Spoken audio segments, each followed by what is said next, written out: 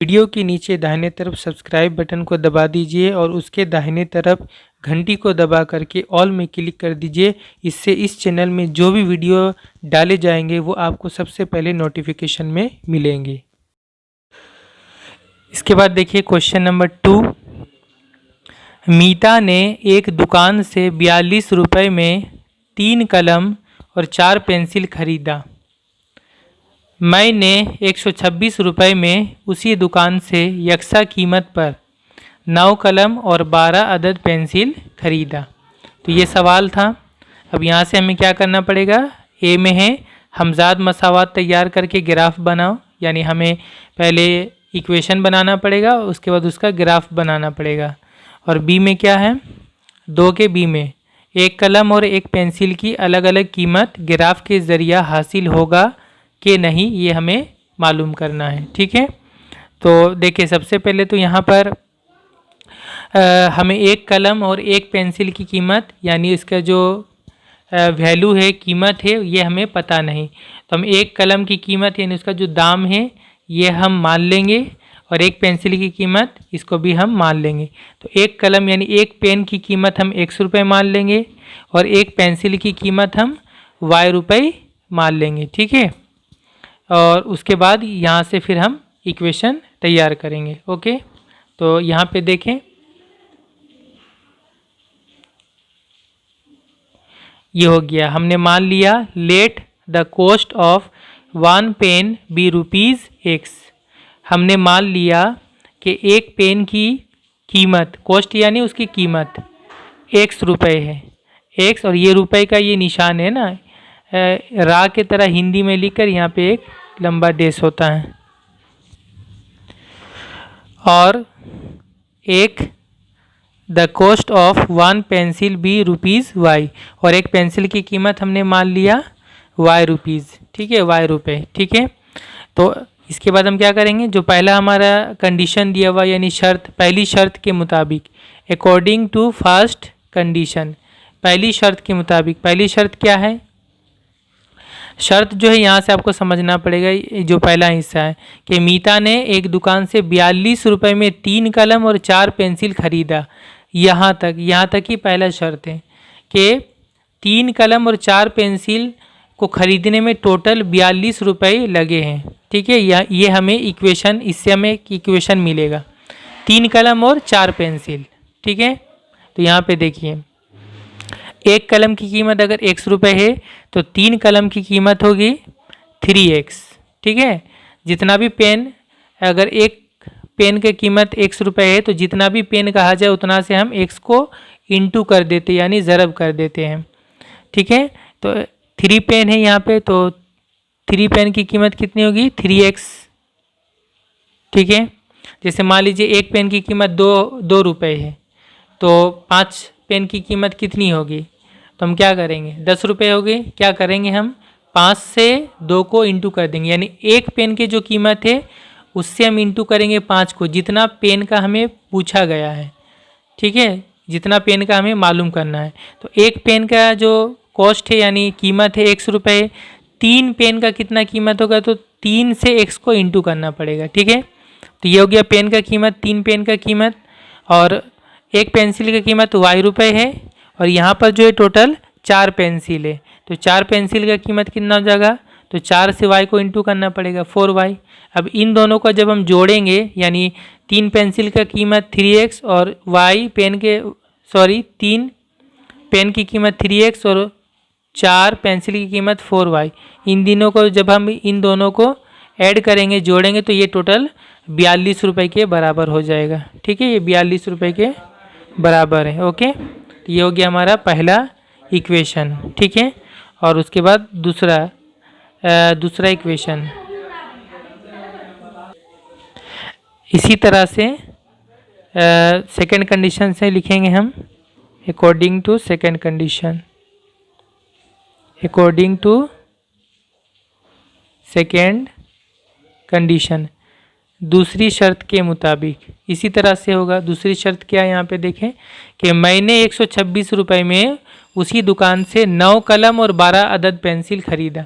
9 कलम और 12 पेंसिल को इसका जो कीमत है टोटल 126 रुपये के बराबर होगा। यहाँ से हमें सेकंड इक्वेशन मिलेगा 9 पेन और 12 पेंसिल। ठीक है, तो 9 पेंसिल की कीमत कितनी हो जाएगी 9x, 9 पेन की कीमत कितनी हो जाएगी, एक पेन की कीमत x रुपये, 9 पेन की कीमत 9x रुपये। ठीक है, और 12 पेंसिल है, 12 पेंसिल की कीमत होगी 12y, एक पेंसिल की कीमत y है, 12 पेंसिल की कीमत 12y। इन दोनों को जब जोड़ेंगे तो ये हो जाएगा टोटल रुपीज़ कितना 126 रुपीज़। ठीक है, देखिए ये हो गया सेकेंड इक्वेशन। इसके बाद हम क्या करेंगे, इन दोनों ये इक्वेशन हमारा तैयार हो गया, इसके बाद हम इनका ग्राफ बनाएंगे। ठीक है ना, तो फ्रॉम इक्वेशन 1 इसका नाम दे दे इक्वेशन 1, इसका नाम दे दे इक्वेशन 2। फ्रॉम इक्वेशन 1, इक्वेशन 1 से, फ्रॉम इक्वेशन 1 पहले वाले इक्वेशन से क्या है 3x plus 4y equal to 42। और यहाँ से हम आसानी के लिए x को राइट साइड में कर देंगे, यहाँ पे 4y रहेगा, 4y इसका साइन प्लस है, यहाँ प्लस खाली जगह यानी कोई सा यहाँ प्लस साइन है, इक्वल टू 42 उसी तरह रहा। और इक्वल टू के इधर 3x है प्लस में है, इसको राइट साइड में कर देंगे तो -3x हो जाएगा। ठीक है ना, और यहाँ से फिर हम y निकालेंगे, y निकालने के लिए हमको 4 को हटाना पड़ेगा, तो y इक्वल टू ये 4 यहाँ पे इंटू है जरब है y के साथ, ये राइट साइड में जब जाएगा यानी इक्वल टू के राइट साइड में तो ये जो टोटल लिखा हुआ इसके नीचे आ जाएगा, तकसीम हो जाएगा। ठीक है, तो 42 माइनस 3x और नीचे में हो जाएगा बटा 4। ठीक है, ये हो गया y का वैल्यू। 4 यहाँ पे इंटू था तो राइट साइड में जाएगा तो डिवाइड हो जाएगा, नीचे आ जाएगा। फिर यहाँ से हमें क्या करना पड़ता है, बॉक्स बनाना पड़ेगा। ओके, तो हम यहाँ से बॉक्स बनाएंगे, यहाँ इस तरफ हम एक बॉक्स बनाते हैं x और यहाँ पर y। ठीक है, यहाँ पे x का वैल्यू अपने मन से चूज़ करेंगे और फिर y का वैल्यू हमें मिलेगा। तो यहाँ पे देखिए अब चूज़ कर ले, यहाँ पे अपने हिसाब से x कितना वैल्यू लेंगे कि 3 से इसको इंटू करना है, फिर 42 से घटाएंगे तो वो 4 से जैसे डिवाइड हो जाए, जो नीचे में नंबर उसे डिवाइड हो जाए, तकसीम हो जाए। तो यहाँ पे कितना चूज़ करेंगे, इजी के लिए आप चूज़ कर सकते हैं। मान लीजिए कि यहाँ पे अगर हम 6 लेते हैं, अब स्टार्ट कर सकते हैं 1 2 3 से। इजी के लिए अगर हम लेंगे तो यहाँ पे एक कर सकते हैं 6 अगर हम लेते हैं तो ये कितना हो जाएगा 6 तिया 18 हो जाएगा। 18 42 से घटाएंगे जब 18 तो ये हो जाएगा 24। 42 से 18 घटाने से 24 और वो 24 4 से कटेगा, 4 छक 24 तो 6 आ जाएगा। वो 6 किसका वैल्यू होगा, y का वैल्यू। तो x हमने कितना सोचा 6, तो y कितना आ गया, y भी आ गया 6, ये पहला वैल्यू। इसके बाद यहाँ पर आप x इक्वल टू 10 मान लीजिए, 10 अगर हम यहाँ पे लेंगे तो 10 तिया 30 होगा। 42 से घटाएंगे जब 30 को तो कितना होगा 12 होगा। 12 ये 4 से कट जाएगा, 4 तिया 12, 3 बार में कटेगा तो जो 3 आया y का वैल्यू हुआ। तो x हमने कितना सोचा 10, तो y कितना आ गया 3। ठीक है, इसके बाद एक और इजी बन जाएगा। देखिए यहाँ पे ये 42 है ना, इसको भी 42 बनाएंगे। कैसे, यहाँ x बराबर अब 14 सोच ले, 14 सोचेंगे तो कितना होगा 14 तिया 42, यहाँ इंटू है 14 तिया 42, 42 माइनस 42, 42 से 42 घटाएंगे ऊपर में तब कितना हो जाएगा 0 हो जाएगा। 0/4 मतलब 0 हो जाएगा। ठीक है, तो x हमने कितना सोचा 14, तो y का जो वैल्यू आया वो कितना आ गया 0 आ गया। ठीक है, तो ये हो गया बॉक्स कंप्लीट। यहाँ से कौन कौन सा पॉइंट मिला, एक तो पॉइंट मिला 6,6, 6,6, दूसरा हमें मिला 10,3 और तीसरा मिला हमें 14,0, 14,0। ओके, ये 3 पॉइंट हम पुट करेंगे तो पहले वाले इक्वेशन का हमें ग्राफ मिलेगा। ओके, अब हम दूसरे वाले इक्वेशन को भी इसी तरह से उसका बॉक्स बनाते हैं। इसके बाद फ्रॉम इक्वेशन 2, दूसरे वाले इक्वेशन से, दूसरा वाला इक्वेशन था 9x + 12y = 126। ठीक है, यहाँ से भी हम बॉक्स बनाएंगे। तो बॉक्स बनाने से पहले यहाँ एक चीज़ आप देखें, यहाँ पे कुछ कॉमन लेंगे अगर हम तो वो इससे कट जाएगा। कॉमन मतलब होता है कि मैंने बताया भी था क्लास में कि यहाँ 9 है, यहाँ 12 है, तो अगर दोनों कौन से पहाड़ा से कटेगा वो हम कॉमन निकाल सकते हैं। तो 9 और 12 3 के पहाड़ा से कटता है। ठीक है, तो हम यहाँ से 3 कॉमन निकाल सकते हैं। अगर कोई उससे बड़ा पहाड़ा से दोनों कटेगा तो वो कॉमन निकाल सकते हैं इन दोनों से। तो इन दोनों से कॉमन कितना निकलेगा? 3 निकलेगा। तो 3 कॉमन निकाल लेंगे बाहर। अब जो बचेगा उसको ब्रैकेट में लिखेंगे। तो यहाँ से जब 3 कॉमन निकालेंगे, यानी यहाँ से भी और यहाँ से भी, यहाँ से 3 कॉमन निकालने का मतलब है 3 से 9 को तकसीम करके यहाँ लिखना है। तो 3 के पहाड़ा में 9 कितना बार में जाएगा? 3 बार में। तो 3 तिया 9 होगा, तो यहाँ पे लिखाएगा 3 और x उसी तरह लिखाएगा, फिर प्लस, फिर 3 के पहाड़ा में 12 कितना बार में जाएगा? 4 बार में। तो यहाँ 4 लिखना होगा, 4 और यहाँ पर y। ठीक है, = 126। ये हो गया कॉमन। और फिर इसको आसान करेंगे क्या? ये ब्रैकेट है, ब्रैकेट से बाहर कितना? 3 है, तो ये 3 यहाँ पर जरब है, यहाँ पे 3 ब्रैकेट से बाहर रहने से ये जरब होता है यहाँ पे। ये 3 को हम हटाएंगे, ये 3 बराबर के दाहिने तरफ जाएगा, तो ये 3 यहाँ जरब है तो दाहिने तरफ जाएगा तो उसका उल्टा हो जाएगा, यानी तकसीम हो जाएगा। जब तकसीम होगा तो 126 के नीचे आ जाएगा। तो इस तरफ कितना रहेगा? इस तरफ रहेगा 3x + 4y = इस तरफ होगा 126 बटा नीचे 3 आ जाएगा। ठीक है ना। अब यहाँ से काटा काटी कर ले, ऊपर में 3 के पहाड़ा से कटेगा, 3 चौके 12 और 3 दूना 6, ये कट गया। तो कितना आ गया? ये इक्वेशन थोड़ा आसान यानी सिंपल हो गया, 3x + 4y = 42। एक चीज़ आप गौर करिए कि ये इक्वेशन था इक्वेशन नंबर 2, है ना।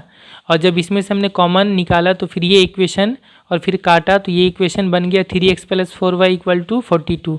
ये और ये दोनों सेम चीज़ है, क्योंकि ये चीज़ से ही ये वाला चीज़ आया है, तो ये दोनों इक्वेशन सेम है। ठीक है ना। ये इसका छोटा शक्ल है इस इक्वेशन का ये छोटा शक्ल है। ये इक्वेशन और इक्वेशन नंबर 1 बिल्कुल सेम टू सेम है। अगर आप देखेंगे पहला वाला इक्वेशन भी इतना ही था, 3x + 4y = 42। ये इक्वेशन और पहला वाला इक्वेशन बिल्कुल सेम हो गया। जब दोनों इक्वेशन बिल्कुल सेम हो गया तो इसके लिए भी जब हम बॉक्स बनाएंगे तो वो पहला वाला ही बॉक्स होगा, है ना, पहला वाला ही बॉक्स होगा। यानी इसके लिए भी अगर हम जो बॉक्स बनाएंगे तो वो बिल्कुल पहले वाले की तरह सेम होगा, क्योंकि दोनों ही सेम हो गया है। तो इसके लिए भी जो होगा वो हो जाएगा, एक हो जाएगा 6,6, एक हो जाएगा 10,3, एक हो जाएगा 14,0।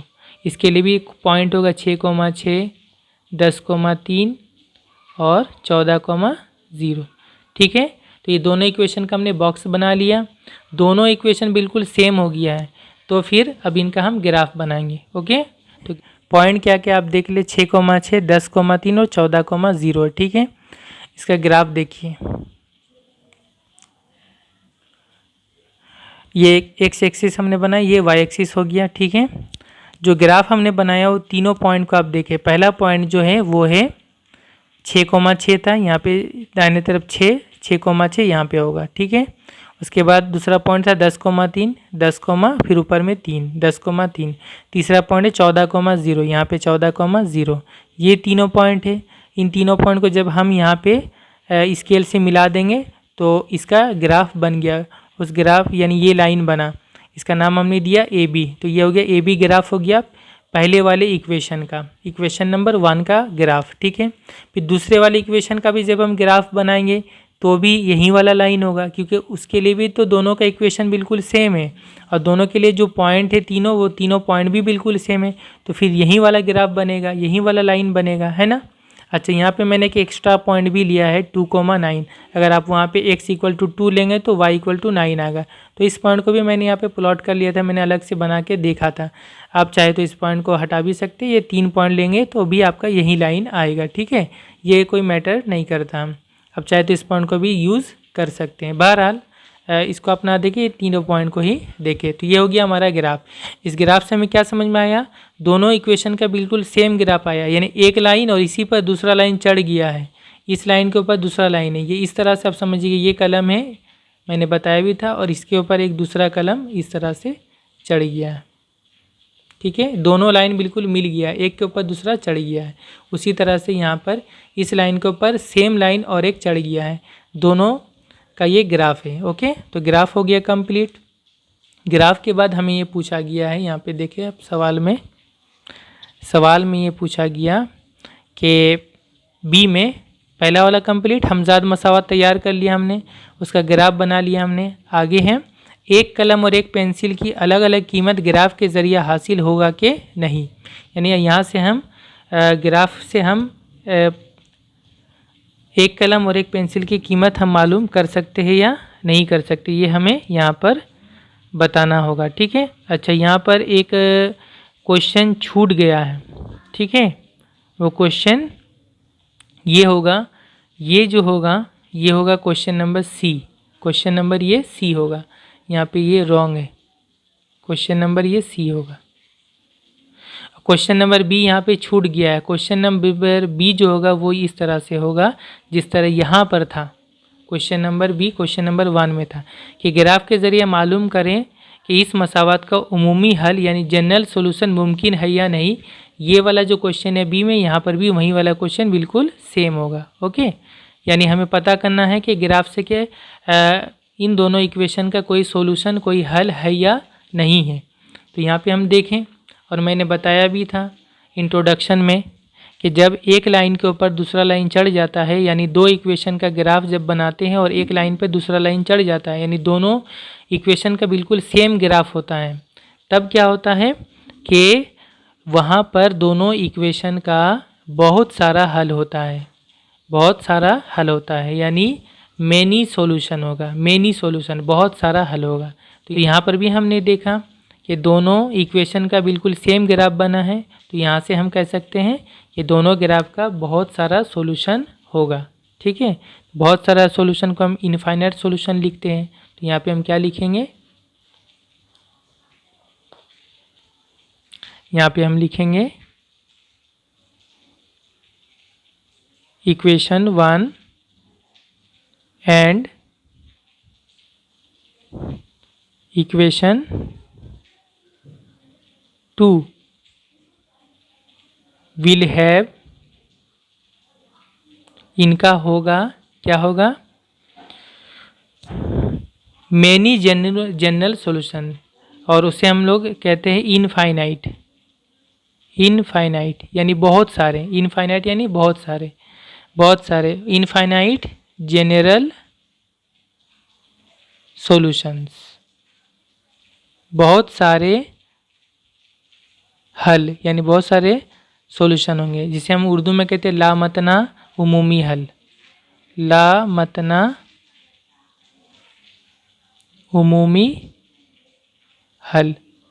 लामतना यानी बहुत सारे हल होंगे। ठीक है, ये कब मुमकिन है, जब एक लाइन पे दूसरा लाइन चढ़ जाएगा, दोनों इक्वेशन का बिल्कुल सेम ग्राफ होगा तब। ठीक है, तो ये हो गया दूसरा वाला, बी वाला हो गया कंप्लीट। अब सी में कहा गया कि यहाँ से हम मालूम कर सकते हैं क्या, एक कलम और एक पेंसिल की कीमत, तो बिल्कुल मालूम कर सकते हैं। वो किस तरह से, यहाँ पर देखें, ये जो पॉइंट आया था 10,3 हो या 6,6 हो या 14,0, यही सब जो है ये सभी पॉइंट ग्राफ में है। आप देखें यहाँ पे ये सभी पॉइंट है ग्राफ में।